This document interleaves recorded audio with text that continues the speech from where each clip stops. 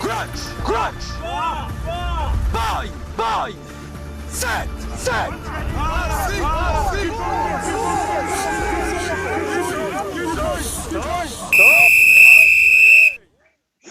Bonjour à tous et bienvenue sur le live des TMO. Salut les tout gars. le monde. Salut tout le monde. Vous allez Salut. bien. Oui. Cette semaine, il s'est passé beaucoup de choses, ce week-end, il s'est encore passé beaucoup de choses sur les terrains de rugby. Il va se passer encore des choses ce week-end, donc plutôt que décortiquer le top 14 de cette semaine, on s'est dit qu'on allait alterner comme on a fait un petit peu la semaine, pas la semaine dernière, mais la semaine d'avant, avec un petit peu des chroniques que chacun a préparées, histoire de tourner, bien sûr, comme d'habitude, toujours autour du rugby, mais on va essayer de débattre, on va essayer de réfléchir un petit peu en commun, et puis on va essayer de se marrer surtout. Comme d'habitude, n'hésitez pas à commenter, liker, partager, on fera de notre mieux. Cette semaine, du coup, voilà, il y a eu un gros bruit. Cette semaine est avec nous, alors, je pense qu'il partira pas en vacances avec un arbitre encore ce week-end. Du coup, notre ami Cyril. Ça va, Cyril? Salut tout le monde, ouais, ça va bien? Ça va? Oui, ça Avec va nous donner. aussi, à ce qui paraît, il connaît un certain homme des cavernes qui lui permet d'avoir des places parce que il a troqué des places contre une tenue intégrale en forme de coque pour aller défendre certaines équipes nationales. Forcément, Sylvain, avec nous, comme d'hab. J'espère que tu vas bien, Sylvain. Salut les gars, et juste attends, tu parlais de Cyril et les arbitres, tu vas finir par te faire recruter Cyril par Franck Mattiello, hein. Tu vas finir par arriver à la DTN des arbitrages là pour faire un point parce que ça va pas du tout, hein. C'est clair. Ils vont t'embaucher à la Fédé. C'est net. Avec nous aussi, alors, depuis le match Toulon-Toulouse de ce week-end, il peut plus du tout écouter Magic System à cause de leur chanson Premier Graou, forcément, Seb. J'espère que ça va bien. Et puis, Ouais, ça va bien, de retour de purge, ça va. Ça va. Et avec nous, forcément, ce week-end, vous savez, c'est le seul homme à avoir à la fois une catégorie sur YouPorn et sur Marmiton, l'homme qui cuisine à poil, notre ami GG, forcément. Sur ce, cette semaine, pour vous faire un petit sommaire rapide, on va avoir notre chronique de Cyril se fâche, comme d'habitude. Donc ça va être pas mal à voir. Le geste technique avec notre pote Sylvain. Le pavé dans la mare avec Seb. Et la Gazette internationale, et c'est même par ça qu'on va commencer, de notre ami GG. Allez, c'est y part. À toi. Écoutez, et si je vous parlais de l'équipe nationale européenne qui a tendance à flirter un petit peu avec les Fidji lors des grandes compétitions, c'est-à-dire à être dans une espèce de cauchemar financier, de grève assez improbable, parce qu'on ne s'attendait pas, bien sûr, à ce qu'il y ait autant de remous du côté de nos amis gallois, qui pourtant sont plutôt quand ils sont sur le carré vert, de fervents... de costauds, on va dire, adversaires, et puis surtout avec un public absolument fantastique au Millennium, et bien le torchon brûle. C'est assez obscur, c'est presque inattendu, je ne sais pas ce que vous en pensez, mais en tout cas, voilà, entre les provinces galloises qui sont un petit peu à la ramasse, des histoires de primes, de salaires, voilà, il y a une fluctuation assez importante. Et ce qui fait qu'on en arrive en fait à ce que le capuchon commence à sauter, ça fait un peu pchit. Et bah, du coup, Bigard ne dansera peut-être pas la Macarena aussi avec autant de sourire qu'à chaque fois qu'il tente une transformation. Car entre les risques de grève, le report de l'annonce du 15 qui va affronter, enfin des 22 qui vont affronter les Anglais lors de la prochaine rencontre du tour en destination, eh ben, le torchon brûle. C'est un petit peu inattendu parce que je ne sais pas ce que vous en pensez, mais c'est vrai que le retour de Warren Gatland me donnait plein de promesses, j'ai préparé même le popcorn en me disant ils vont taper les Anglais et puis à la sauce Gatland, parce que c'est vrai que Warren Gatland a tendance à amener une espèce de qualité avec son staff à des joueurs qui quand même... Il y a quand même de sacrées pépites, hein. N'oublions pas Rhys Zamit, mais aussi... Josh Adams.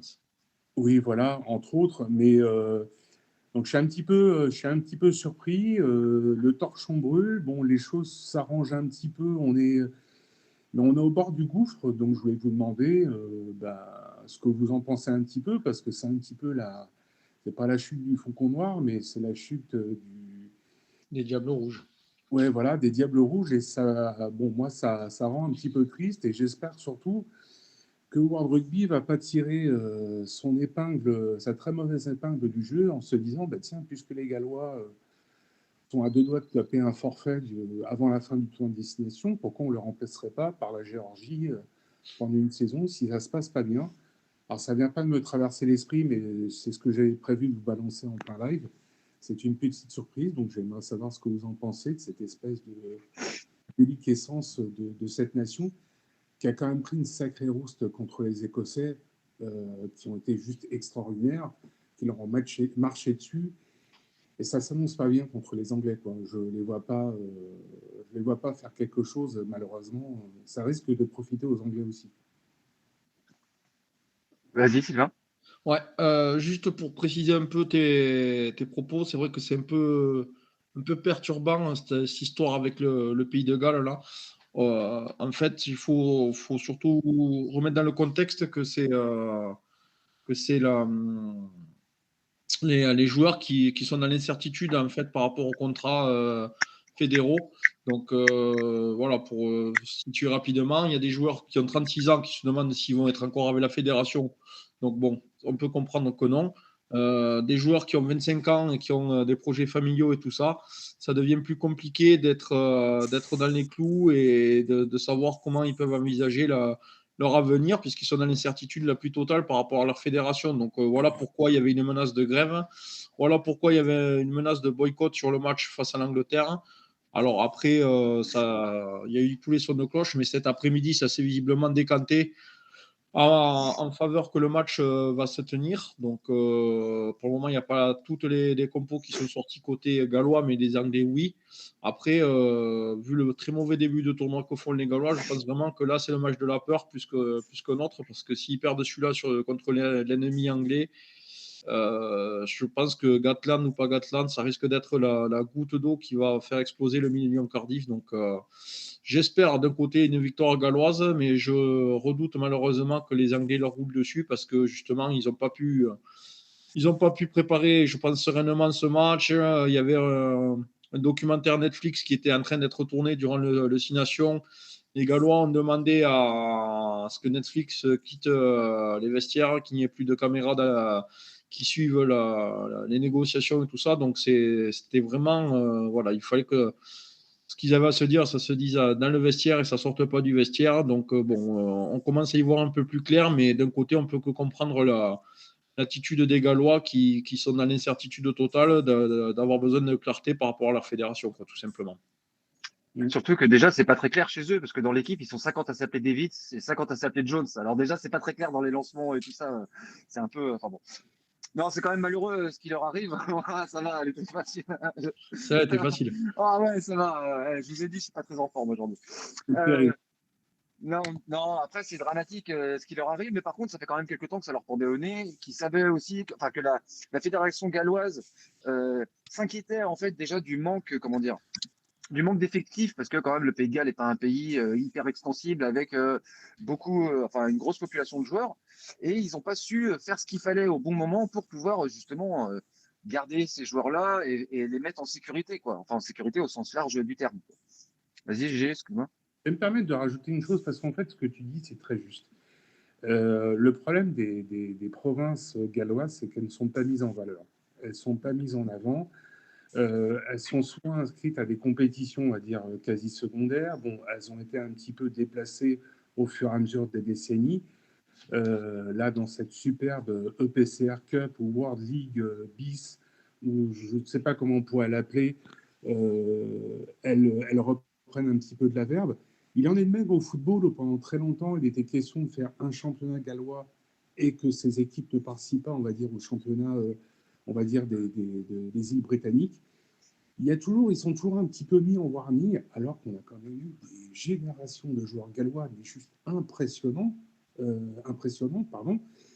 Ce qui fait que je me dis que la fédération galloise est peut-être pas très aussi, ne se met pas un peu au diapason des autres nations des îles britanniques, et c'est peut-être une erreur.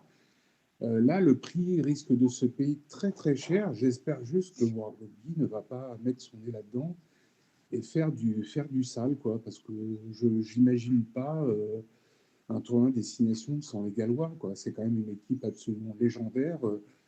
Alors, j'étais pas né, mais bon, il y a eu JPR Williams, plus près de nous, d'autres joueurs aussi, hein, qui ne s'appelaient pas spécifiquement Davis ou autres. Mais c'est regrettable ce qui se passe. Et après, il est certain que moi, ça me fait beaucoup penser aux Fidji, quoi. C'est terrifiant, mais je ne pensais pas que les Gallois allaient tomber dans ce type Le problème, ouais. de manque de préparation, de problèmes de trésorerie, on rassure pas les joueurs, on les met pas en avant. Alors, après, il ne faut pas s'inquiéter si du côté de Swansea ou d'autres grosses équipes galloises, bah, tout le monde se part et puis a joué plus en Angleterre, en France en l'occurrence, ou même aller chercher l'exotisme encore plus loin. Hein. C'est pas impossible. Donc, bah, j'espère que ça va bien se passer. J'espère que les choses vont s'arranger, se stabiliser. Mais je crains le pire pour la sélection, ça c'est sûr. Et le pauvre Warren Gatland, en plus, qui arrive en pompier par rapport à la saison dernière où ça avait été déjà un petit peu difficile. Une équipe un petit peu vieillissante qui souffre un petit peu aussi d'une génération qui est en train de passer à autre chose. Et malheureusement, voilà, il y a ça qui se présente et ouais, ça sent pas bon, quoi. Il s'était pas passé à peu près la même chose en Écosse? Non, il me semblait que la fédération, à un moment, avait été un peu prise à partie, mais je crois me tromper. Peut-être que je me trompe, hein. Donc, je vais pas m'avancer là-dessus. Cyril, ton avis là-dessus? Sur l'Écosse? Enfin, le Pays de Galles, pardon. Excusez-moi. Ben, le Pays de Galles, bon, je trouve, bon, ils n'ont pas eu de chance, comment on va dire, mais bon, je le vois sur le tableau, mais bon, espérons. Hum, C'est vrai que contre l'Écosse, ils ont craqué. Ouais, inexistant face à l'Écosse. Ouais, c'est ça, quoi. on n'a pas connu le Pays de Galles comme on a connu avant. Et on sait que c'est pas un souci de qualité de joueur. Je veux dire, Non, on connaît les joueurs, on sait qui non, c'est. non, Donc, ouais. Ils ont C'est la l'équipe. faute à Galtier. On a récupéré Sean Et Edwards voilà. dans le staff français. Il n'est plus niveau gallois. Donc, du coup, ça crée des brèches chez les Gallois. c'est ça. Seb, ton avis là-dessus? Vous avez été assez complet. J'espère pour eux que c'est pas juste une histoire de demi-centime prêt pour être prêt à jouer. Bon, après, il semblerait qu'il y ait beaucoup de problèmes d'argent là-dedans. Est-ce que l'argent est source de problèmes sportifs pour eux? J'espère pas, parce que ça fait plusieurs mois qu'au niveau sportif, ça va pas trop pour l'équipe nationale. Donc, bon, il faut espérer que pour la Coupe du Monde, ils soient prêts, quoi. Ouais, c'est ça, quoi. Que le tournoi leur serve à régler leurs problèmes, finalement. Ok, je pense qu'on a fait peut-être le tour là-dessus, les gars, à moins que quelqu'un veut rajouter quelque chose. Non? Non. Ok. Allez, et c'est parti. Et du coup, on enchaîne parce qu'on est des oufs et qu'on embraye comme des malades. Cyril, allez, vas-y. C'est à toi. Fais-toi plaisir. Ah oui, je vais me faire plaisir là, je pense. Bon, on va commencer par, bon, tout d'abord, je vais commencer par le 15 de France. Ouais. Le 15 de France. Bon, c'est sûr que ça patauge, c'est garanti là. Contre l'Italie, ça a été vraiment limite, bon, voire la défaite. Contre l'Irlande, il n'y a rien à dire parce que les joueurs, ils sont tellement fatigués. Mais là, contre l'Écosse, moi, ce que je n'arrive pas à comprendre, c'est Fabien Galtier. Il fait venir des joueurs, il les fait pas jouer. C'est Et, tellement vrai. et si on regarde la composition, j'ai regardé un peu le journal là, cet après-midi, là, la composition, c'est la même que contre l'Irlande, contre l'Italie. Il ne fait pas rentrer les jeunes qu'il appelle. Alors les jeunes, moi je serais les jeunes joueurs qu'il appelle. Moi je refuserais parce que à quoi ça sert d'aller en équipe de France or qu'ils ont leur championnat. Ils sont 2 fois mieux dans leur équipe que d'aller en équipe de France ou que de rester sur le banc euh, des remplaçants parce qu'ils savent très bien qu'ils ne vont pas jouer. Ils savent, à part Dupont, Ntamak, tout ce qu'il y a comme joueur, ils ne peuvent pas contrer. C'est sûr que c'est dommage. Fabien Galtier, il fait de n'importe quoi. à Ça mon fait avis. 3 ans, hein, Cyril. Regarde, ça fait 3 ans qu'il nous a fait des équipes bis parce qu'il y avait le Covid, Ouais. qu'il y a eu la Autumn Cup, machin, et il a aligné une équipe intermédiaire. Il y en a qui avaient marqué des points à ce moment-là, comme Jelonge qui avait percé à ce moment-là. Et depuis, il fait jouer que les cadres. Donc, Et ouais. il a les accords de la fédération pour faire venir 42 types, mais en fait, tu en as 23 qui jouent Il y en a 23 qui jouent, ouais. Ouais, et mais 20 qui font qui font les sparring partners, quoi. s'il fait jouer que les cadres, c'est parce qu'il veut atteindre le haut du tableau. Oui, mais en faisant ça, il risque pas d'atteindre les hauts du tableau, c'est sûr. Parce que franchement, tu vas voir contre l'Écosse, on va peut-être ramasser 40 pions parce que les joueurs de l'équipe de France, ils sont tellement fatigués, ils n'en peuvent plus. Parce que de temps à autre, ils vont dans leur équipe, par exemple, Tu, comme tu pourras les la joueurs couper au de. montage, celle-là. Parce que franchement, c'est pas possible. Le haut du tableau, non. Non, non. Non, mais il faut Non. qu'il fasse tourner. Euh, Par exemple, tu vois, tu as un Et Mascoy qui est en pleine il bourre. a les joueurs pour faire tourner, par C'est contre. ça. Il a les Bah, c'est joueurs. ça. Il fait venir des joueurs, comme on te dit, sur 42, il n'y en a que 23. Et encore 23, c'est gentil. Peut-être qu'il n'y en a je, que 15 Mhm. qui jouent. Ok, c'est Alors, ça. c'est pas la peine de faire ça. Il vaut mieux qu'ils les laissent libres dans leur club, le- leur faire jouer leur match, parce que là l'équipe de France, elle est trop fatiguée, là. je veux pas Et me faire l'avocat du diable, mais parce que je comprends ce que tu veux dire, Cyril. Je pense que on est tous plus ou moins d'accord avec toi. Maintenant, si tu veux, pour prendre la défense, parce que je veux pas tirer sur une ambulance et puis je veux pas prendre la défense de là où il n'y a pas de défense à prendre, parce qu'effectivement, il a piqué Sean Edwards, le roi de la défense. Bref, fermons cette parenthèse un petit peu stupide. Comme Ben l'a souvent dit, avec Fabien Galtier a des cartes. Plusieurs joueurs ont leur carte d'abonnement et plusieurs joueurs ont leur smile Air France, pardon.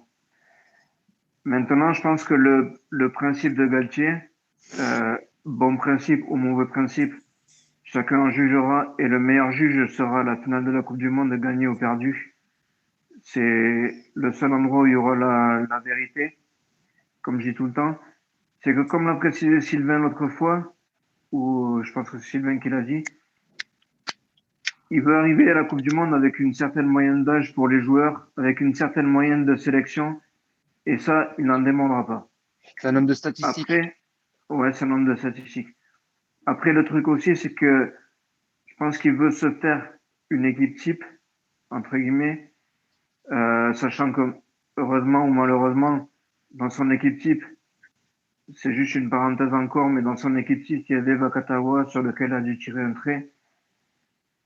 Il a remplacé par Danti, qui reviendra jouer en béquille au prochain match, je vous le promets. Euh, donc tout ça pour dire que dans son équipe type, encore une fois, il n'en demandera pas. Je pense, comme l'ont dit certains, qu'il a déjà son groupe en tête de 27-28 joueurs pour la Coupe du Monde, dans lequel peuvent se glisser 2 ou 3 peut-être petites surprises. Et maintenant, il veut donner un maximum de vécu à cette équipe type. Après, à tort ou à raison, on est d'accord ou on n'est pas d'accord. Vous savez très bien mon avis. Je suis pas persuadé qu'il s'amusera à faire des tests et à beaucoup changer jusqu'à la fin du tournoi. C'est trop tard maintenant. C'est trop tard Maintenant, maintenant. après, comme tu dis, Cyril, très bien, il va amener les joueurs jusqu'au bout. Attention à ne pas les cramer parce qu'une blessure, une grosse blessure, peut très vite arriver. Déjà qu'ils sont tous cramés. Ils sont tous cramés. Et puis, il faut pas oublier non plus que les joueurs, c'est avec leur club qu'ils progressent. C'est leur club qui les paye le reste de la saison. Et puis, c'est aussi avec leur club qu'ils ont plaisir à jouer. Et c'est dans leur club qu'ils vont revenir cramer à la fin du tournoi. C'est ça. Vas-y, Sylvain. Ouais. Ouais, sur l'équipe type, je suis entièrement d'accord avec toi, Seb, et j'y vois quand même 2 points qui sont vachement négatifs à mes yeux. comme tu disais, voilà, c'est que Galtier ne veut pas sortir de son optique d'avoir des joueurs qui arrivent à la Coupe du Monde à maturité avec tant de sélections. Bon, ça, c'est un fait. Le gros problème de l'équipe type, c'est que si tu as une catastrophe industrielle, tu n'as pas prévu de plan B puisque tu n'as pas donné de temps de jeu dessus. Donc, on n'arrêtait pas de parler de la Dupont dépendance et tout ça, mais on sait très bien que sur certains postes clés, si tu as des cadres qui sont plus là, c'est la Bérésina parce que tu n'as pas fait jouer des seconds couteaux ou troisième couteaux. Donc, Et excuse-moi juste pour appuyer ton propos, Sylvain. En fait, la sélection de Baptiste Serin, c'est le parfait exemple de ça. Pourquoi est-ce qu'il a été sélectionné, Baptiste Serin? C'est parce qu'en fait, dans tous les potentiels joueurs à ce poste-là, le seul mec que tu sais que tu peux lui faire confiance parce qu'en fait, il a déjà joué plein de fois, c'est ce gars-là. Et en fait, il se retrouve piégé par son propre système. C'est-à-dire qu'il se retrouve à devoir prendre un mec qui lui apporte le plus d'assurance par rapport aux autres, qui ne devient même plus une histoire de choix. C'est-à-dire qu'il aurait fait jouer ces deux ou troisième couteau, comme tu dis, ça aurait permis de mettre en avant ça. Et là, la sélection justement de Serin, moi j'aime beaucoup Serin, c'est pas un problème. Mais ce que je veux dire, c'est que là où ça manque de crédibilité par rapport à son projet et par rapport à tout ça, c'est-à-dire qu'il préfère s'en remettre à un mec de confiance comme ça, quitte à être un quatrième choix, voilà, plutôt que d'essayer un jeune qu'il aurait pu essayer plus tôt. Enfin, je sais pas si c'est très c'est clair ce que je ça. dis, mais Il voulait essayer le Garec, mais il l'a sélectionné. Il ne l'a pas fait jouer contre c'est l'Irlande ça. parce qu'il y avait le feu à la baraque. Donc, il a dit qu'il fallait que Dupont il reste en tant que taulier. Le Garec se pète. Derrière, tu avais Couillou qui était sur les feuilles de match dans le groupe des 42 et tout. Tu ne le prends pas alors que pour le moment, il était très très bon. Et tu rappelles C'est Serin qui n'a clair. pas été appelé depuis 2 ans. Donc, C'est ça. tu restes sur cette fameuse carte où, voilà, quand tu as la carte, tu es rappelé par Galtier. Quand tu es dans le 15 type de Galtier, tu es rappelé par Galtier. Et après, voilà, pour contrer le 15 de type, et je termine là-dessus, Vas-y, c'est vas-y. que, sans parler de la catastrophe industrielle qui se profile avec des blessés qui reviennent comme Danti, comme Villiers, qui à peine remis, ils reprennent, c'est du n'importe quoi. Bye, ouais, ouais. Mais Ah ouais, ouais. il y a un autre truc qui me chagrine, c'est que avec PSA pendant des années, avec Saint-André, on était là sur la politique de l'homme en forme, on en a fini avec ça, et franchement, il faut le dire, ça a été quand même une bonne chose qu'on trouve un peu de stabilité dans l'équipe de France, mais entre de la stabilité, de la rigidité, il y a un monde quand même. J'aimerais bien voir autre chose qu'un coach qui est borné à faire ses 18 noms sur une feuille de match et c'est toujours les mêmes. Ouais. Et de faire que tu fasses jouer tout le monde, ne serait-ce que pour les avoir mis dans les 23, fais-les jouer, quoi. Quel manque Juste, de respect, en fait, pour continuer, juste finir, pour appuyer ce que tu dis, en fait, justement, la sélection de Serein, là, comme on en a parlé nous entre nous, c'est aussi justement pour justifier une forme de politique de l'homme en forme, en fait, que Galtier fait ça. C'est-à-dire que c'est une espèce d'écran de fumée. Il dit, bah ouais, lui, il a fait quelques bons matchs là, ces derniers temps. C'est vrai que bah, Serein, il a fait un bon match contre Toulouse. Après, sans être transcendant, on est d'accord. Mais ce que je veux dire, c'est qu'il cède à ce truc-là pour dire, bah ouais, je prends aussi des mecs qui sont un peu en forme. Vous voyez, il n'y a pas que les mecs qui ont la carte. Sauf que stratégiquement, c'est pas maintenant qu'il fallait le faire, ça. En fait, c'est pas quand C'est t'es un avant. peu, c'est pas quand t'es au pied du mur qu'il faut faire ce genre de choses. Et ouais, mais On va te comme Seb a laisser, dit la semaine dernière, il y a des tests matchs. C'était le moment où il fallait tester des choses. c'est ça. On va te laisser finir, Cyril. Non? Vas-y, les gars, attendez, parce que du coup, ça amène de la réaction. Alors, c'est très bien. Allez-y, les gars, si vous voulez. GG, vous Euh, voulez dire quelque chose? non, bah moi je voulais juste te dire un truc. Je vais pas rajouter grand-chose parce que vous avez déjà largement, on va dire, traversé, on va dire, cette strate, moi, qui me laisse extrêmement perplexe. Vous le savez très bien, hein, pour ceux qui nous suivent depuis un peu plus longtemps que cette émission, que les dernières ou que les précédentes. Ça fait un petit moment que je tire le signal d'alarme, hein, ça remonte bien avant le Covid. C'était pas toujours audible quand je le disais parce que ça se passait pas trop mal. Voilà, on va pas se cacher, hein. Il y avait un projet quasiment à 4 ans de la Coupe du Monde qui était, allez, on va dire, discutable comme toutes les sélections, mais bon, voilà. Là, on arrive sur l'absurde. On arrive sur l'absurde. Et le problème, c'est qu'entre-temps, bah, l'Italie a travaillé. Les Néo-Zélandais vont pas arriver en touriste lors de la prochaine Coupe du Monde. Voilà, on a deux nations qui vont se projeter au premier tour. Mais avant de se projeter sur cette Coupe du Monde, là, ce qui se passe en ce moment, mais je crois que, voilà, moi, individuellement, ça pourrait prendre des heures si on parlait de chaque joueur qui ne joue pas ou qui ont été joués ou qui sont pressés comme des citrons. Au fond, on en arrive à la pulpe et carrément à la peau de la grume. Là, ça devient absurde. Serein, j'ai rien contre lui. Je suis partisan d'un mec comme Serein, de Togi. Le problème, c'est que le jeu n'est pas du tout adapté pour lui. Et de toute façon, le jeu n'est pas dans la passe, n'est pas dans les transmissions, ne va pas vers l'avant, ne va même pas sur des ailiers qui, ma foi, vont tellement devenir prévisibles que pour les nations adverses, il y a quand même des sens vidéo aussi hein, chez les Irlandais, les Écossais, les Anglais. Au bout d'un moment, les petites étincelles qui ont bien marché pendant un moment, l'air défense et tout ça, ça ne marchera plus. Quand on se passe d'un comme Baptiste Couillou, c'est franchement qu'on a un gros problème. Quand on se passe et quand on pète des joueurs au fur et à mesure du temps, c'est qu'on a un gros problème. Je ne sais pas ce que cherche à faire Galtier. Pour moi, c'est un mystère. Je vous souhaite bon courage contre les Écossais parce qu'il y a quand même des clients et ça ne Ouais. se limite pas à Finn Russell. Van der Meer, Stuart Hogg, et je ne parle même pas des petits jeunes qui explosent de tout, sans parler, sans, sans parler de nombreux joueurs qui vont nous faire vraiment très très mal. Ah oui, ça c'est sûr. Ouais. C'est pas sérieux ce qui se passe. C'est pas sérieux, et puis bah voilà, on verra. Hein. Ouais. On Ouais. verra comment ça va se finir. Vas-y, Cyril, si tu veux continuer.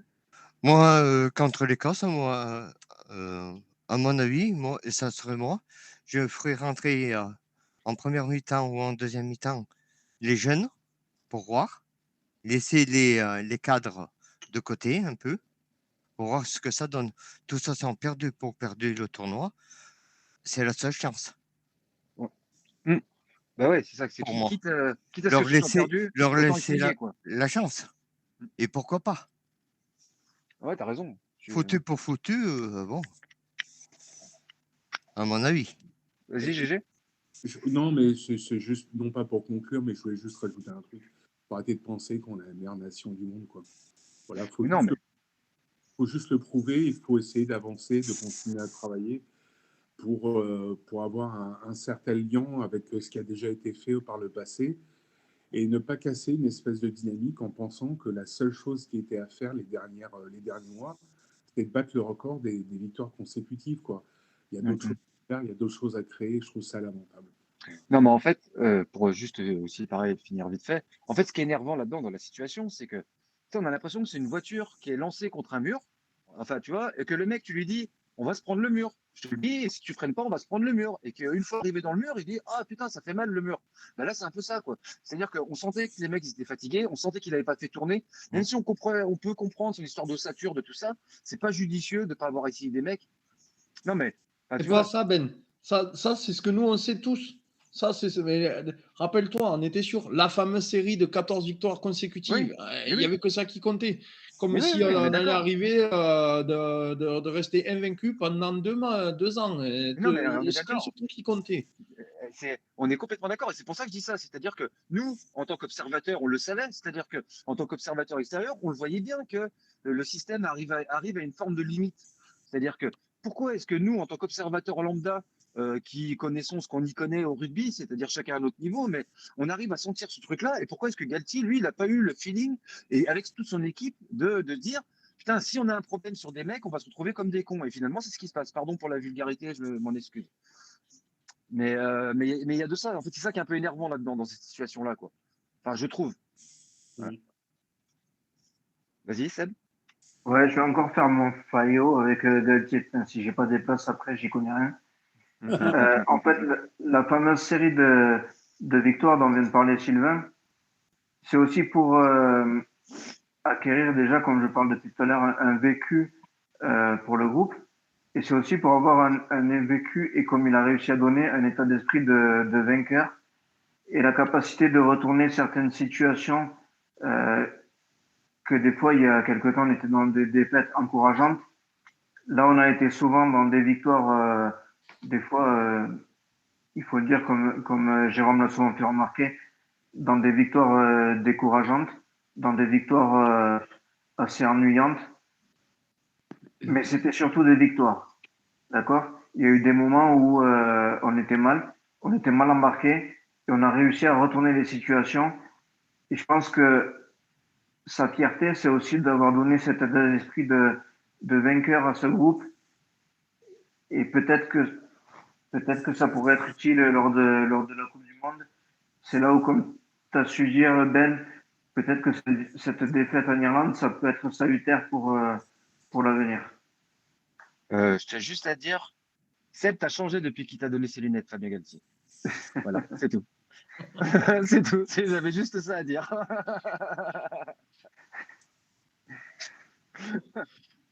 Voilà. Je ne sais T'avais pas complètement raison. comment je le prendrais, moi, si j'avais des lunettes. Tu veux finir, Cyril? Vas-y, je te laisse. Ouais, c'est un peu dur de reprendre là-dessus. Je suis désolé. Mais... Tu le comprends Pour Galtier, montage, ça pour Galtier, lui, pour moi, lui, il pense que victoire, victoire, victoire. Mais il prend les joueurs pour des machines. Mm. On va arriver moi, je sens qu'on va arriver à la Coupe du Monde avec des chariots, Ouais. franchement. Parce que là, franchement, non, c'est pas possible, là. Qu'il fasse rentrer, ces 42 joueurs, que ça sert à rien. Parce qu'ils prennent toujours les mêmes. C'est vrai. Et puis, à la fin, quand on finira l'émission, j'ai un truc sur les arbitres, hein. Alors là, vous allez en rire, hein. Ouais, d'accord, parce que de toute façon, c'est inévitable, je pense. Tu veux y aller maintenant? Non, non, tout à l'heure. Ouais. Ok, on fera une deuxième version, une deuxième Cyril se fâche. Allez, Ça mijote, ça mijote. ouais, Il est on en en train de doute pas. monter, là, Cyril. On est en train de monter tranquillement, on voit bien. Allez, on passe. J'ai Alors, Franck Marcelo dans l'oreillette, là. allez, pour C'est vrai changer. qu'elles te vont bien les lunettes de Galtier, hein. Ah, ça. Ouais, voilà. Ça y est, il a été démasqué. Franchement, il ressemble bien à Galtier, hein. Hein, il y a un air. Il m'a Ah oui, fait hein. de la touffe un peu, quand même, dessus. Ouais, c'est Et ça. tout pour des places de Coupe du Monde, franchement. Euh, tout ça pour des places, ouais. Allez, on passe à la rubrique de Sylvain. Je suis désolé, c'est pareil, hein, on peut passer comme ça, c'est un Ah peu à ouais, la one t'inquiète. again. Mais on est comme ça, on est des oufs. Du coup, tu as choisi de nous détailler un geste technique cette semaine. Alors, je vais l'afficher pour les gens qui nous regardent. Et Ouais. hop, je vais l'afficher pour vous en même temps. Tac, tac, tac. Donc, allez, bah, tu sais quoi, je te laisse nous expliquer ça. Bah, mais en même temps que ça va défiler, ça va justifier mes propos, donc vous allez vite comprendre de quoi je parle. Donc je vais vous parler de la passe. Mais pas attention, pas n'importe quelle passe, hein. C'est pas la passe simple et classique qui est un petit cadeau à son partenaire, ni la vrillée qui veut vite s'éloigner de son porteur de balle pour aller voir du pays au large. C'est pas non plus la passe piston que l'on apprend dès les tout petits pour faire vivre un ballon quand on est au sol et qui permet de faire franchir les premières peurs. Non, non, je veux vraiment vous parler de la passe. Celle qui fait lever les foules, car elle est difficile à faire. Celle qui fait transpirer l'attaquant tellement le défenseur n'est plus qu'à quelques centimètres de le démolir. Celle qui permet le décalage pour créer enfin le surnombre en bout de ligne. Celle qui révèle la qualité de la lecture de jeu, car on sait qu'après soi, on a encore un pote qui peut jouer le coup. Celle que l'on décide de faire en quelques millisecondes, car on a tout analysé. La vitesse du ballon qui nous arrive dessus, comme la montée du défenseur. Et surtout, le fait qu'on veut être plus rapide que la défense. Je veux vous parler de la passe, encore plus rare et sublime que celle sur le pas où je prends et je donne. Je vais vous parler de la passe volleyée, ce petit bijou de technique individuelle qui ne s'entraîne pas vraiment, mais qui est vraiment une histoire de feeling et de confiance aveugle avec son partenaire qui est dans notre dos et qui n'a plus qu'à mettre les câbles. Ce geste furtif des poignets qui fait vibrer les foules et lever les cœurs, à moins que ce ne soit l'inverse. Yo. Bien. Ah, je vous avais dit que j'étais inspiré, là. J'avais envie de faire une tirade ce soir. Ah, c'est beau, dis donc, ça donne même pas envie de trop réagir à ça parce que t'as tellement, c'était tellement bien.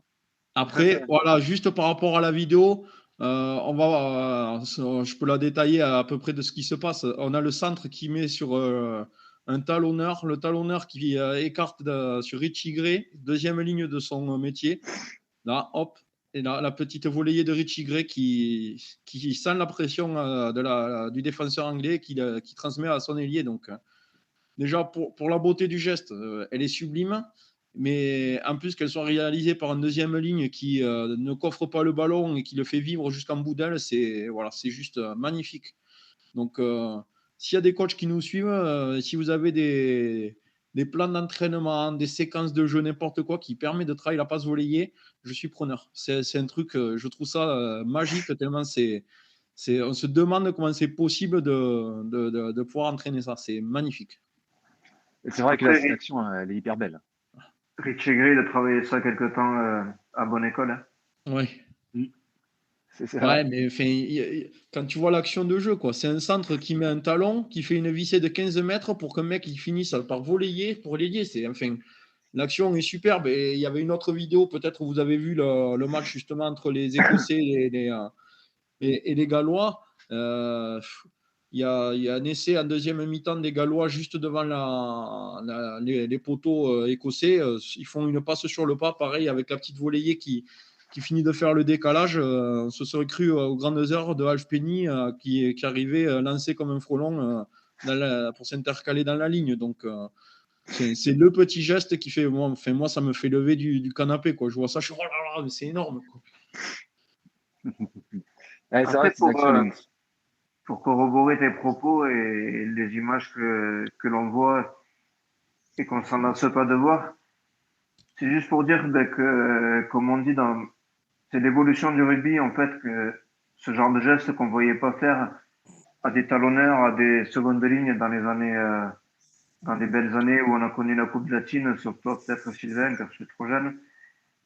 Mais euh, l'évolution du rugby, donc, et comme on dit dans un certain club du Sud-Ouest, très cher à mon cœur, euh, ce ne sont plus de simples joueurs des postes, ce ne sont plus des talonneurs, des secondes lignes, ce sont des joueurs de rugby. Ils ont le ballon dans les mains, ils sont capables de tout faire, ils n'ont pas le ballon dans les mains, ils sont capables de regarder où est le ballon, où est l'équipe adverse, et de se placer en fonction, d'aller au soutien, de prendre des courses, tout simplement de jouer au rugby et de s'adapter. C'est encore une fois l'évolution du rugby moderne, le rugby total, et c'est ça qui est beau, et c'est ça qui fait, comme tu disais Sylvain, qui fait chavirer un public en fait. Ouais, mais quand tu sais lire ce qui se passe devant toi, après, c'est pas le numéro que tu as dans le dos qui fait le jeu, c'est la lecture. Donc, moi, c'est ce que je trouve magnifique sur cet essai, c'est que tu as un pilar qui fait une vissée de 15 mètres et un second de latte qui fait une passe volée sur le pas. C'est incroyable. Donc, pour la polyvalence gestuelle que ça demande par rapport au poste, on ne s'attend vraiment pas à ce qu'ils nous sortent un double geste comme ça. Quoi. Si je puis me permettre, moi, c'est l'essence même du rugby, hein, que ces espèces de petits trucs, pour moi, c'est vraiment pas des skills. Ça va au-delà, en fait. C'est le rugby intuitif. C'est, voilà, on va chercher, voilà, tu as fait un geste, voilà, c'est le piment, le piment d'Espelette, ça peut être. Mais c'est le feu. C'est de lever les yeux, que ce soit pour un 10, un 15, un 2, un 4, un 5, et puis c'est de jouer au rugby, quoi. C'est peut-être que ce que je reviens pas sur l'équipe de France, mais je suis obligé de passer dessus. C'est peut-être ce qui m'ennuie, quoi. Je m'ennuie quand je regarde un match de l'équipe de France. Et puis maintenant, en plus, j'ai l'impression que même une équipe de scolaire, on va dire dans un collège, quel que soit le patelin, serait capable de faire donner des soins à certains joueurs. On est sur la performance et sur le TikTok du côté d'équipe de France sur certains joueurs, même s'il y a des qualités qui ne sont pas à critiquer ou même à discuter. Là, quand je vois ça, bah moi, ouais, c'est une grosse culture de rugby, ça me fait plaisir. Moi, j'ai une question qui fâche par rapport à ça. Oui, Quand tu vois ça, comment tu vois les Écossais qui jouent depuis leurs 2 premiers matchs, t'as pas envie qu'ils nous tapent sans déconner, qu'ils aillent au bout pour aller chercher un grand chelem, les Écossais, ils mériteraient tellement, je trouve. Tu sais. moi, je serais pas choqué. Mais moi, enfin, ça me fait chier de dire que je voudrais qu'on perde quand même demain, dimanche contre les Écossais. Mais qu'est-ce que j'aimerais qu'ils gagnent le tournoi. Alors, peut-être pas faire le grand chelem. Faut pas pousser qu'ils nous battent non plus, nous, mais faire le gain du tournoi, ça serait très bien. Ça serait vraiment mérité pour eux. Quoi. moi, je vais te répondre en toute honnêteté, oui. Au même titre que les Irlandais qui pratiquent un jeu de rugby qui va vers l'avant, qui Ouais, ouais. met en valeur les ailiers, qui met en valeur les centres Et il y a un grand besoin de joueurs de qualité aussi. Et ils vont chercher non pas l'homme en forme, mais ils vont chercher le joueur qui a vraiment bossé. Et les Écossais, c'est ce qui fait le plus peur à l'heure actuelle, c'est que bon, il y a une progression mais terrifiante de leur part, et un travail de fond qui est juste excellent. Ah ouais. Euh, Quand il y a encore 2 ans, ils faisaient les cuillères de bois avec l'Italie et tout ça. C'était compliqué il y a 2 ans, mais là le truc c'est que bon, au fur et à mesure, il y a eu un apport de joueurs naturalisés, ça c'est sûr. Voilà, c'est toujours discutable et ça a même été discuté par le rugby ministère encore cette semaine d'une façon tellement grossière que c'en est presque risible. Mais ça, oui, merci Sylvain de nous avoir amené un petit peu. Voilà, c'est une belle pintade, voilà, qui a été bien arrosée. C'est délicieux, il y a des pommes de terre, il y a tout ce qu'il faut. Et ça, moi, c'est un bonheur, quoi, de voir du rugby comme ça, c'est un bonheur. Vous, c'est quoi qui vous fait vibrer? Parce que là, moi, je vous ai mis le truc qui vraiment, moi, ça me fait décoller du canapé. Mais est-ce que vous, Mais il y a eu un truc qui vraiment vous. il y a des fois, les gars, vous savez quoi? Vous êtes des champions. Et franchement, ça nous fait directement passer à la question de Seb. Vous savez quoi? Ça pouvait pas être aussi bien. Vas-y, Oh, Seb. cette transition, et c'est Ah même ouais. pas voulu, quoi. Dites-moi merci, les gars. Ah, Merci merci, hein, qui? Sylvain. Merci, Sylvain, tu vas voir. Ouais, Merci. merci Jackie. Et... non, enfin, c'est pas celui-là.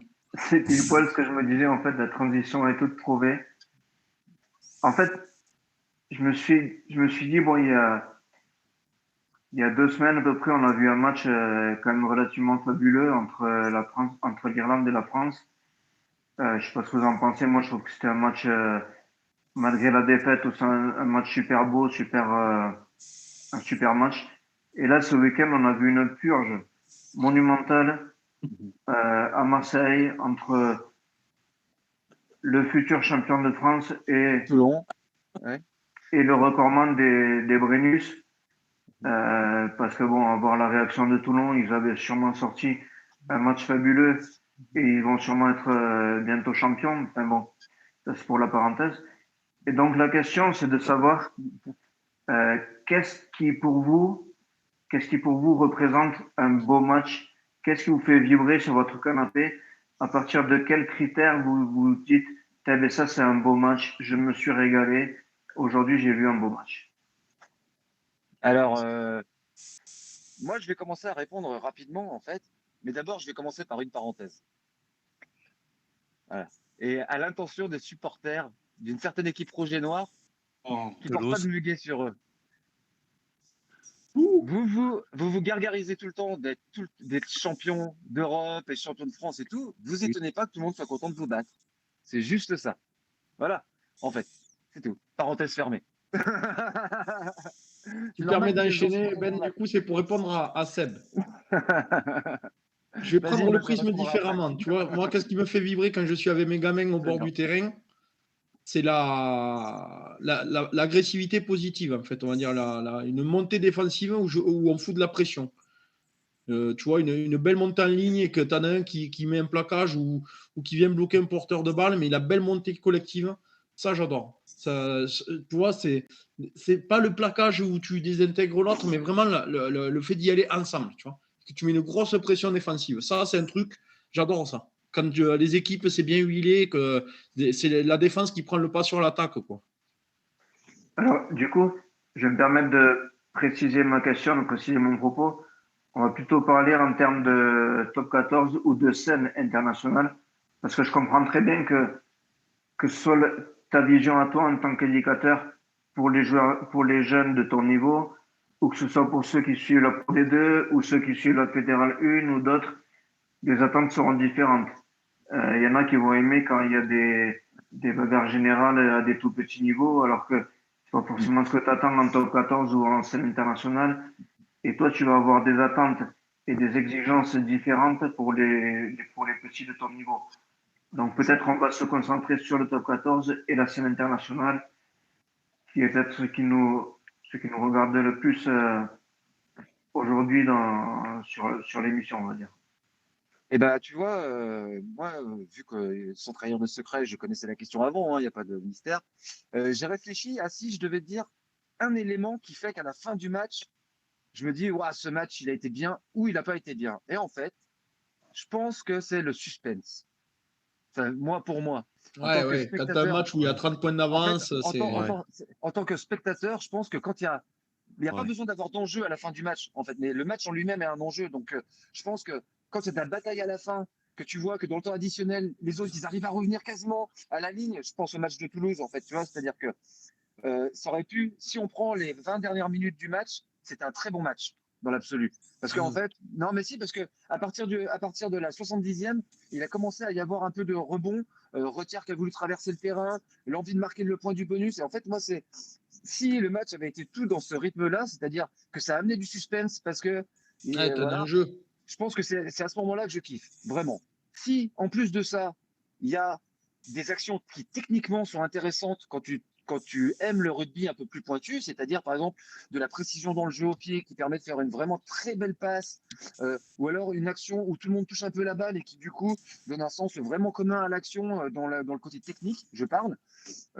Il y a ce côté-là. C'est-à-dire que c'est ces deux choses-là pour moi qui sont importantes. C'est-à-dire la beauté d'un geste technique réalisé dans le match qui peut racheter quasiment un match, c'est-à-dire un très beau geste technique quand c'est ton équipe en plus que tu supportes peut quasiment te racheter un match et le suspense qui pour moi je me fais des fois prendre dans des matchs de Pro D2 justement parce que je vais regarder.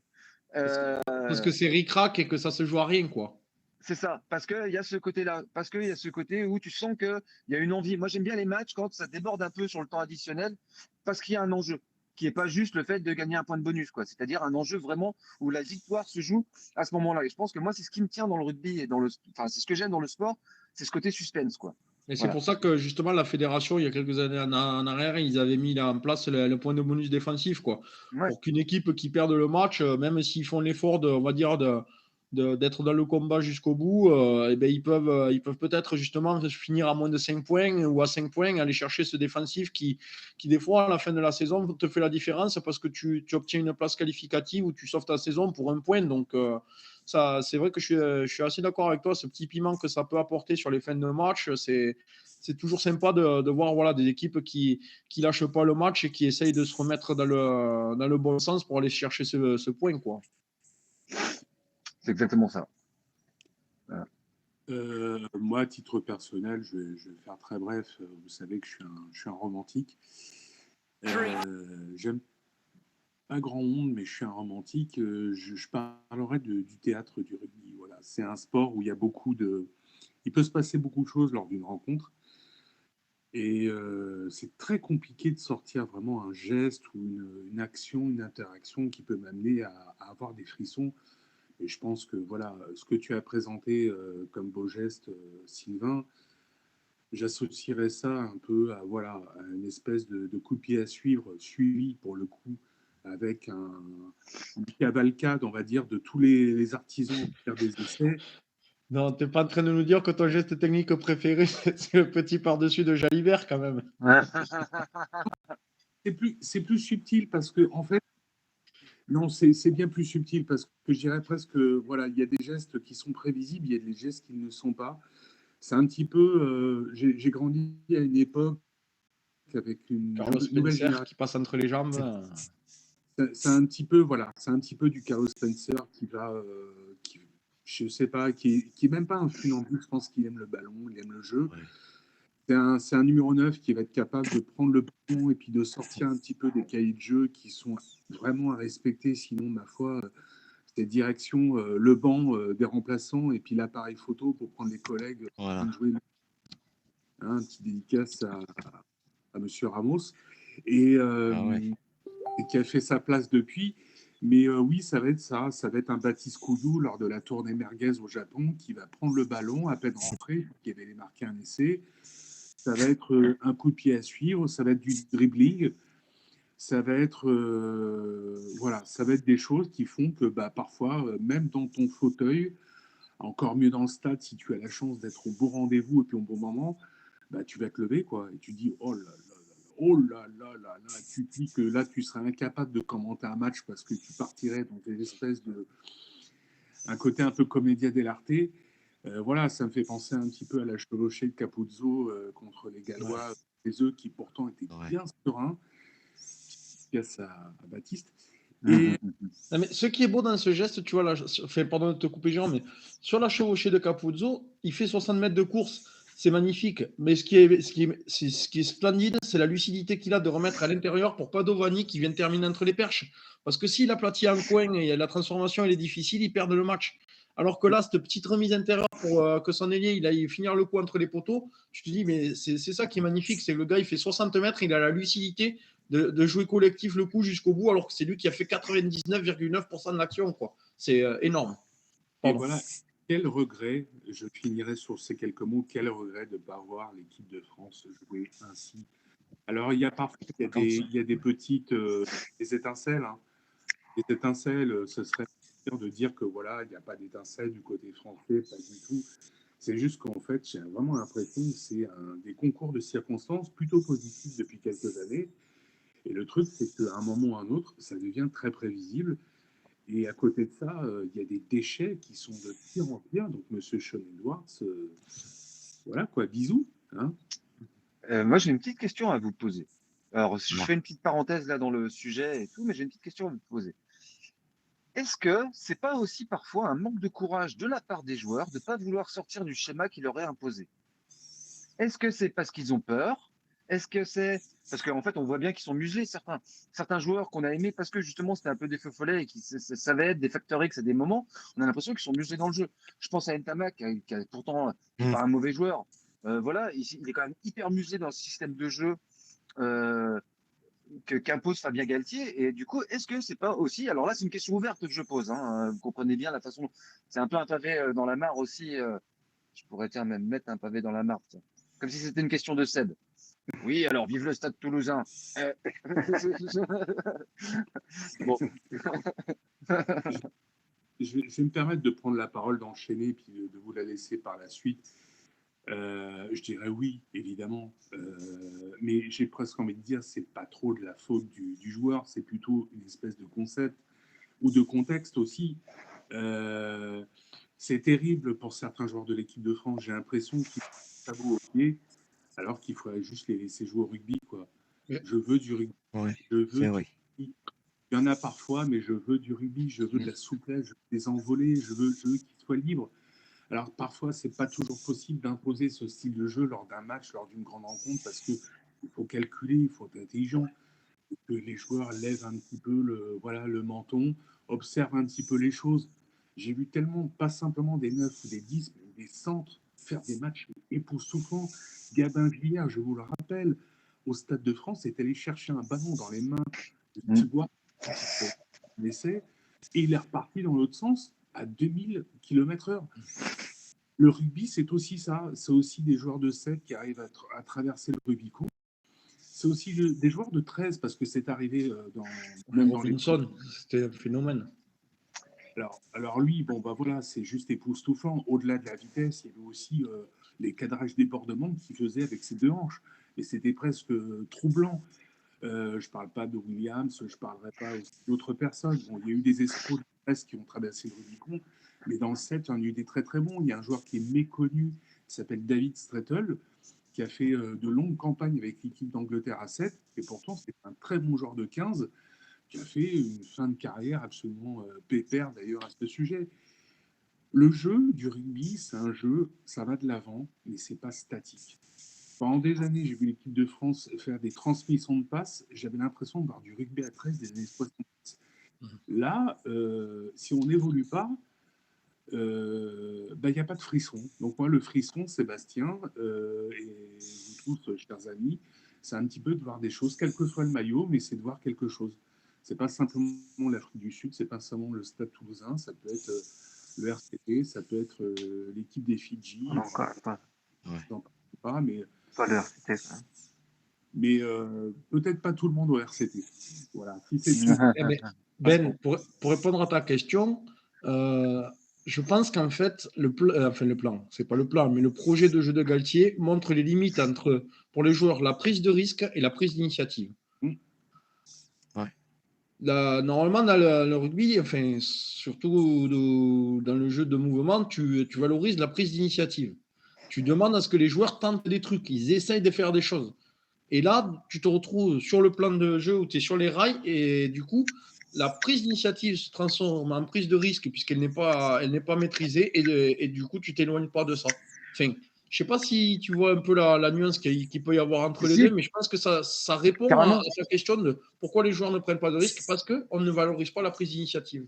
On est bien d'accord. Et juste avant de laisser la parole aussi à Cyril, pour amener un petit peu de truc, c'est que si par exemple Serein, voilà, est, admettons, comment dire, remplaçant pour le match là contre l'Écosse, en fait, bah, peut-être que c'est lui qui a une carte à jouer parce qu'en fait, lui, il n'a plus rien à foutre parce que c'est déjà inespéré pour lui de revenir.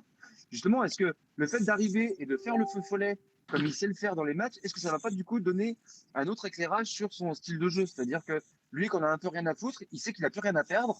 Du coup, ça vaut le coup pour lui de tenter, quoi. Non, il se fait Enfin, plaisir. j'espère que ce sera ça. S'il est titularisé ou remplaçant, enfin peu importe, mais j'espère qu'il osera ce côté-là, quoi. Voilà. Ah ouais, carrément. Du coup, Cyril, ton avis sur tout ça? Ça fait un peu beaucoup de trucs à. Voilà. Alors, ce qui m'a fait le plus vibrer, comme la première question qu'on a Ouais, on va posée, commencer par ça. ce qui m'a On est fait, parti loin. ce qui m'a fait vibrer, c'est la victoire de Bayern contre Stade français. À la dernière minute, une pénalité, Ouais. réussite, Mm. et que là, le Stade français, goulou, goulou, goulou, perdu. Ça m'a fait plaisir, ça. Mm. Il y avait le cœur, alors là, j'ai fait un bond de 3 mètres au moins. Ça Et rappelle des bons souvenirs aussi parce que Bayonne s'était qualifié en top Ouais. 14 justement sur une pénalité à voilà, la sirène de Bustos Moyano. Donc ça refait vibrer de se dire ouais, c'est la pénalité de la gagne juste à la fin, quoi. voilà, c'est ce qui m'a fait vibrer. Et sur la deuxième question, les joueurs, oui, c'est un peu de peur, moi, je pense. Parce que quand ils jouent, ils ont peur du petit bonhomme qui est au milieu, Ouais. qui donne des petites biscottes, soit rouges, D'accord. soit jaunes. Alors ça c'est sûr qu'ils ont peur. Donc maintenant, moi, ce que je veux dire, ce qui est, Vas-y. il faut pas trop avoir peur. Il faut foncer. Coûte que coûte, tu ramasses un carton jaune, tu le ramasses. Mais il faut y aller. Il faut pas paniquer. Cyril, tu Oui. crois que ce serait pas le bon moment d'enchaîner direct sur ton deuxième Cyril se fâche? C'est la rubrique sponsorisée par Odebert. C'est ça. Vas-y, balance la biscotte, Allez, quoi. fais-toi plaisir, parce que je pense que de toute façon, il faut crever l'abcès. Allez, vas-y. Ah bon, il faut crever. Eh ben moi je dis que les arbitres ils devraient mettre soit des lunettes, soit des jumelles, soit des lentilles. Parce que franchement, ça va plus là. Là, franchement, soit ils voient double, soit ils voient triple. Parce qu'il y a des fois, ça mérite Faut pas qu'ils de. arrêtent de boire en fait. Il faut arrêter un peu le guignolé ou la sangria. Alors il faut arrêter là. Mais bon, ce que je veux dire contre l'Écosse, il y a intérêt d'avoir un petit bonhomme au milieu avec leurs petites biscottes là, tricolores, à être sympa avec nos petits Français. Parce que franchement, là, sinon, moi, je vais au Stade de France, je vais voir le petit bonhomme au milieu. Et je vais lui parler de pays. Non, mais après, c'est vrai que c'est difficile. Enfin, là, les nouvelles règles changent. Là, ce week-end, il y a le Super Rugby qui reprend l'hémisphère sud. Ils ont encore rajouté des nouvelles règles. Le carton rouge qui sera plus rouge. Enfin, pendant 20 minutes, tu as 14, mais au bout de 20 minutes, tu as un mec qui peut remplacer. Mais Ouais. non, tu tues le jeu, quoi. Quand tu mets un carton rouge, justement, tu pénalises clairement ton équipe pour tout un match. Et il y a plein de trucs comme ça qui Ouais. font que, comme on regarde le match contre l'équipe d'Irlande, on sait que le jeu au sol, c'est le jeu des Irlandais. On sait qu'il n'y aura pas 50 occasions de venir gratter les ballons. Quand on y va, c'est les bons, mais on se fait siffler. Tu ne comprends Ouais. plus rien. Quand tu Ouais, ouais. regardes un ruck, tu ne sais plus à quel moment tu peux y aller, pas y aller, quoi. Donc, Ouais, ils ont plus. c'est Les... vrai que je te suis, Cyril, c'est difficile de suivre Ouais. on va dire le bon sens de l'arbitrage parce qu'on s'y perd avec toutes les règles qui Ouais. se rajoutent, qui se modifient, qui changent en permanence. Et même quand on suit le rugby depuis des années et des années comme nous cinq, tu te retrouves à des moments où tu comprends plus ce que tu regardes, quoi. On ne sait plus où Et, on est.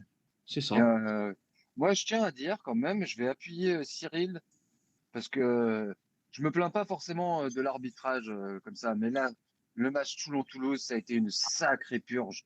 Vraiment, vraiment, vraiment, vraiment, c'était dur à regarder. C'est le match du Alors, dimanche soir. Hein. les deux équipes Non, n'étaient c'était pas très samedi. bonnes. Certaines étaient encore même pires que d'autres. Mais de toute façon, l'arbitrage m'a tué le plaisir de ce match. clairement. Je veux dire, il y a eu des situations dans les deux sens, hein, encore une fois. C'est-à-dire que c'est même pas une histoire d'avantager l'une ou de désavantager l'autre, parce que là, c'était tellement mauvais, mais tellement mauvais. Enfin, c'est un truc de fou. Vraiment, je te rejoins, Cyril, parce que je sais que ça t'a énervé autant que moi Ouais, parce que en regardant ce franchement, match. l'arbitre, il a tué le match. Il a tué le match. Pour Vraiment, moi. ça a Pour moi, été il a tué exagéré. le Alors, match. il y a des fautes qui étaient, il y a pas de Ouais. problème, hein, mais par contre, Ouais. il y a des trucs de jugement, il y a des trucs qui étaient Ouais. vraiment hyper bizarres. Donc, on va pas s'étaler là-dessus, mais vraiment, j'ai trouvé ça désagréable. Alors que c'est quand même, bon, je vous cache pas que je suis quand même content qu'on ait battu Toulouse. C'est toujours un plaisir. On va pas non plus, on va pas se le cacher, hein. Voilà, Et je bon. mentirais en vous disant que, voilà. Mais ça m'a un peu gâché le plaisir que ce soit fait comme ça et puis que le match ait été chiant à mourir, quoi. Ah Bon, ouais. ça, c'est, Ah oui. Hein. voilà. Les gars, on va bientôt terminer. Du coup, Sylvain, tu nous fais un petit point sur les matchs du week-end qui arrivent. Ouais, Et puis comme ça, après, on peut se quitter comme si on se connaissait plus. bons amis. Donc, ça sera la 19e journée de top 14. Donc, Stade Français qui va recevoir le MHR, le Loup qui va recevoir le Racing 92, l'USAP qui se déplace à l'UBB, La Rochelle va accueillir Brive, Bayonne va accueillir Castres, les Palois vont se déplacer du côté d'Ernest Vallon à Toulouse, et enfin le match du dimanche soir, en espérant qu'il soit un peu mieux que celui de la semaine dernière, Clermont qui va recevoir le RCT. Donc voilà pour le top 14. Et après sur le 6 Nations, on a, je ne sais plus de mémoire, Italie, Irlande, Pays de Galles, Angleterre et France-Écosse dimanche après-midi. Voilà, un bon programme pour le week-end. Et je tiens à vous applaudir, les gars. On a réussi à faire toute une émission sans citer Macalouk. Sur ce, Parce qu'on n'a pas parlé de la compo des Bleus, c'est pour ça. donc, on se retrouve la semaine prochaine. On va voir en fonction de ce qui s'est passé ce week-end comment on va pouvoir caler ça. Et puis, je sens que d'avance, ça sera une bonne émission parce que je pense que d'avance, il y aura à dire sur ce qui va se passer ce week-end. Donc, on vous rappelle aussi toujours l'initiative de notre pote Cyril pour les maillots du cœur. Vous retrouvez les infos sur notre page Facebook des TMO, tous mordus d'Ovalie. Avant de vous souhaiter une bonne semaine, Seb, tu nous fais les bénédictions. Et puis, Merci de nous avoir suivis. N'oubliez pas de commenter, liker et partager. Parlez-en autour de vous. Bisous, bisous, bon week-end. bonne semaine à tous. Allez, Les Bleus. allez.